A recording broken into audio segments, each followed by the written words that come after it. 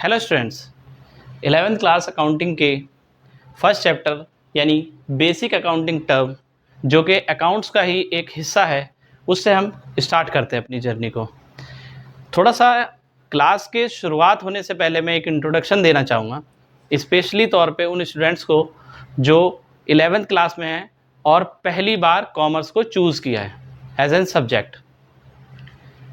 मैं बताना चाहूँगा कि और जो स्ट्रीम्स होती हैं लाइक साइंस साइड और आर्ट साइड, उसमें और कॉमर्स में एक बेसिक डिफरेंस ये है कि जो हमारी पढ़ाई का एक हिस्सा होता है जिसको हम छठी से 10वीं या फिर पहली से 10वीं तक पढ़ते आ रहे होते हैं, उसमें मोस्ट एसेंशियल जो सब्जेक्ट्स होते हैं वो आगे भी कंटिन्यू रहते हैं, जैसे कि maths, English, science, arts, economics वगैरह।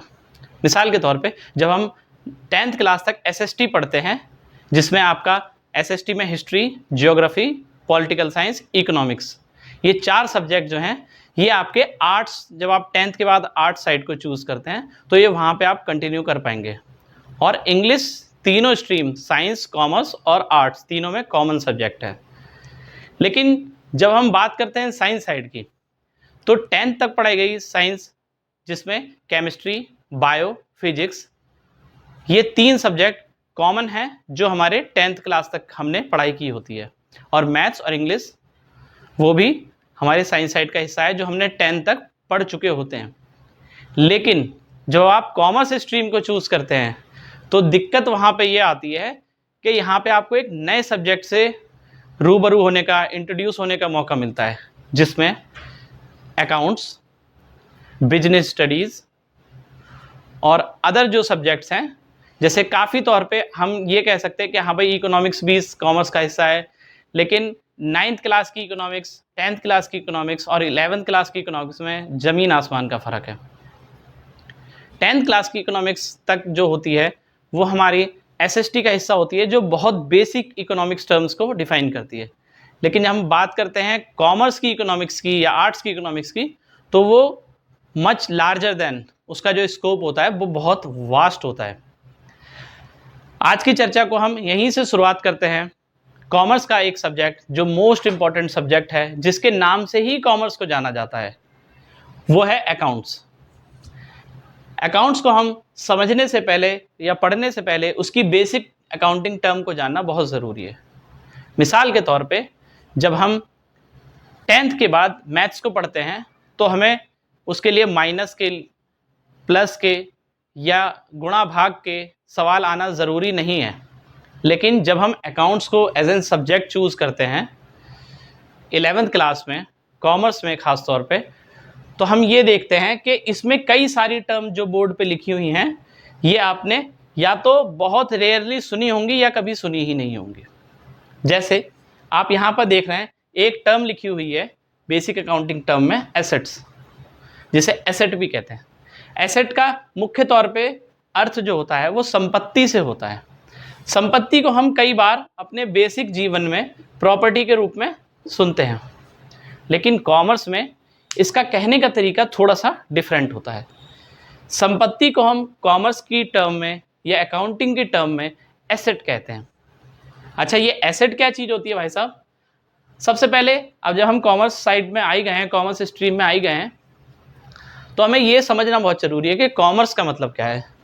काफ़ी लोग आप लोगों में से जानते भी होंगे कि कॉमर्स मुख्य तौर पर, अगर इसका साधारण एक लिटरल मीनिंग निकालेंगे तो इसका मीनिंग होता है व्यापार। और अकाउंटिंग क्या है? अकाउंटिंग लैंग्वेज है। किस चीज की लैंग्वेज है? Language of business. मिसाल के तौर पे जब हम किसी बिजनेस की शुरुआत करते हैं तो उसके अंदर बहुत सारी घटनाएं होती हैं, बहुत सारे इवेंट्स होते हैं, जिसको हम अकाउंटिंग इवेंट्स कहते हैं। और इन अकाउंटिंग इवेंट्स को बुक्स के अंदर रिकॉर्ड करना अकाउंटिंग कहलाता है। लेकिन कोई भी चीज़ को लिखना, उसके लिए एक भाषा या एक लैंग्वेज का इस्तेमाल होता है। तो कॉमर्स की या व्यापार की जो लैंग्वेज है वो अकाउंट्स है या अकाउंटिंग है। अकाउंटिंग को समझने के लिए आज हम कुछ टर्म्स का इस्तेमाल करेंगे।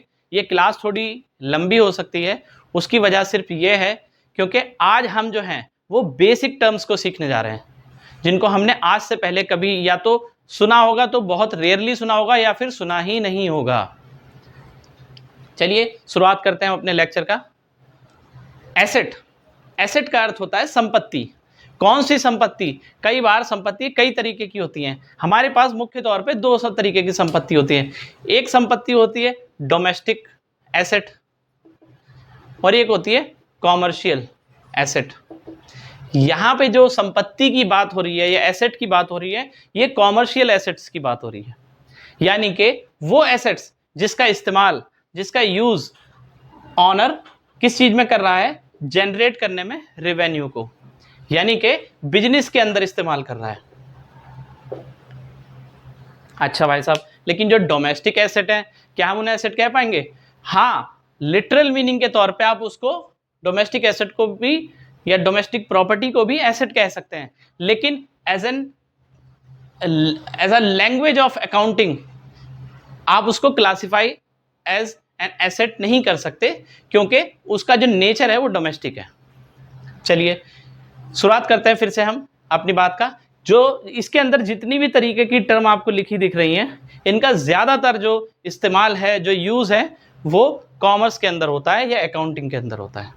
और अकाउंटिंग जो है वो स्पेशली बिजनेस के लिए की जाती है, क्योंकि हमने पहले ही बता चुके हैं कि accounting is a language of business. ठीक है, शुरू करते हैं। एसेट क्या चीज़ है? एसेट का मतलब होता है संपत्ति। संपत्ति यानी कि प्रॉपर्टी। कैसी property? Which helps in generating revenue, जो क्या करती है? रेवेन्यू को जनरेट करने में हेल्प करती है। मिसाल के तौर पे ये कोचिंग पढ़ाना मेरा बिजनेस है।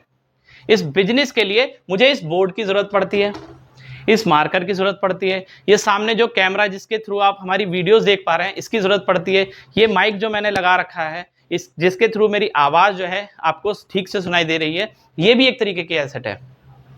अच्छा, तो एसेट जो है वो किस चीज़ के लिए इस्तेमाल हो रही है? ताकि हम इसको पढ़ा के इससे पैसा कमा सकें।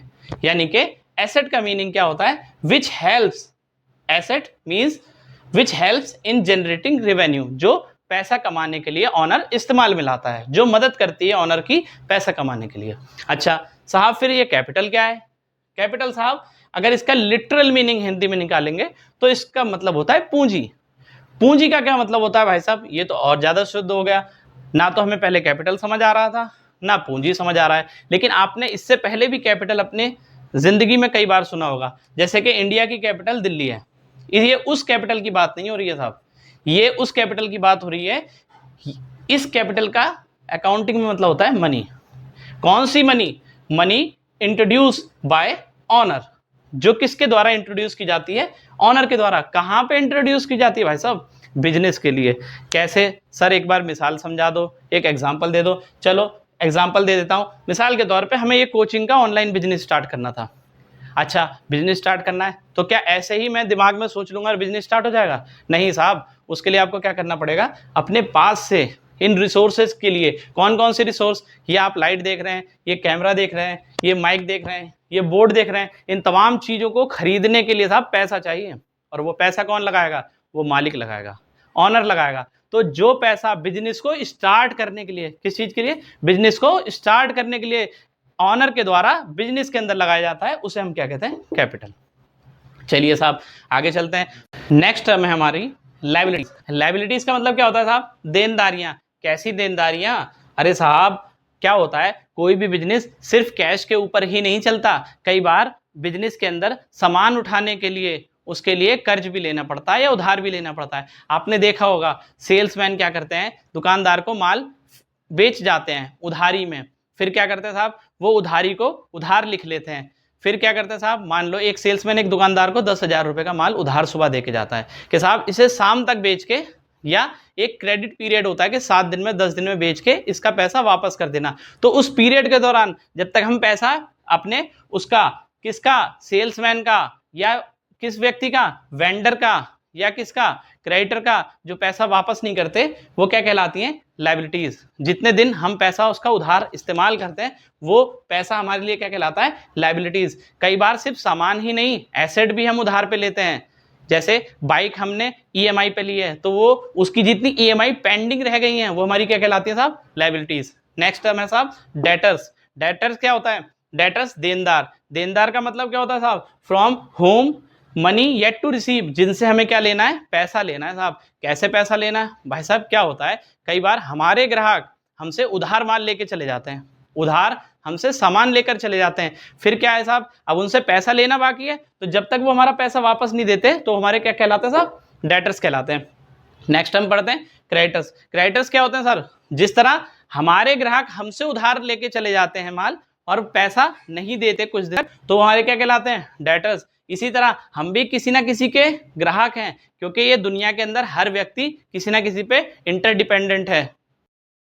तो साहब जिन लोगों से सामान हम उधार खरीद के लेके आ जाते हैं वो हमारे लिए क्या कहलाते हैं, क्रेडिटर्स। क्रेडिटर्स का मीनिंग क्या होता है सर, इसका मीनिंग होता है to whom money yet to pay, जिनको हम पैसे देना बाकी रह गए हैं, जिनका पैसा हमारे द्वारा देना बाकी रह गया, ऐसे लोग वो क्या कहलाते हैं, क्रेडिटर्स। अच्छा, दो टर्म और रह जाती हैं, एक्सपेंसेस। एक्सपेंसेस का मतलब क्या होता है साहब, खर्चे। खर्चे कैसे खर्चे, बिजनेस के अंदर डेली कुछ ना कुछ एक्सपेंसेस होते रहते हैं। मिसाल के तौर पे हम अपने ऑफिस में बैठे थे, हमारा एक खरीदार, हमारा एक सामान खरीदने वाला ग्राहक हमारे ऑफिस में आ जाता है, क्या हम उसको पानी वानी नहीं पिलाएंगे, तो पानी पिलाने के लिए एक पानी की एक बॉटल रख रखी होगी, एक मयूर जग हमने रख रखा होगा, उसका 10-50 रुपया रोज का खर्चा हो रहा होगा, वो क्या कहलाते हैं, एक्सपेंसेस। साहब ये बिजनेस को चलाने के लिए लाइटिंग का इस्तेमाल हो रहा है, ये इलेक्ट्रिसिटी कहाँ से जाएगी, दीज आर कॉल्ड एक्सपेंसेस। अच्छा, और क्या सर एक्सपेंसेस होते हैं, अच्छा साहब हमारे घर में हमारे ऑफिस में,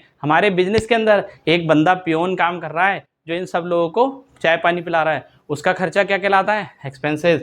वो सैलरी एक्सपेंसेस है हालांकि, लेकिन एक टाइप का एक्सपेंसेस ही है। अच्छा साहब इनकम क्या होती है, इनकम क्या होती है सर, इनकम होती है मनी रिसीव। किस चीज़ से, ऐसे ही मनी रिसीव जाए, क्या मुझे किराए से मिलने वाली मेरी इनकम कहलाएगी, नहीं साहब। यदि आप सिर्फ किराए के अंदर ही डील करते हैं, रेंटिंग के अंदर डील करते हैं, तो किराया आपके लिए इनकम हो जाएगा। लेकिन अगर मेरा बिजनेस है माल बेचने का, सामान बेचने का, तो उस दौरान सिर्फ सामान से मिलने वाला पैसा मेरी इनकम होगा, ना कि दूसरे अदर सोर्सेज से जो मेरा प्राइमरी बिजनेस का काम है। मिसाल के तौर पे अगर मैं टीचिंग का काम करता हूं तो उससे मिलने वाली फीस मेरे लिए इनकम होगी, ना कि मेरा एक कहीं दुकान या मकान खाली पड़ा है उससे मिलने वाला किराया इनकम हो। हाँ वो भी इनकम है, लेकिन वो हमारी कमर्शियल इनकम नहीं है।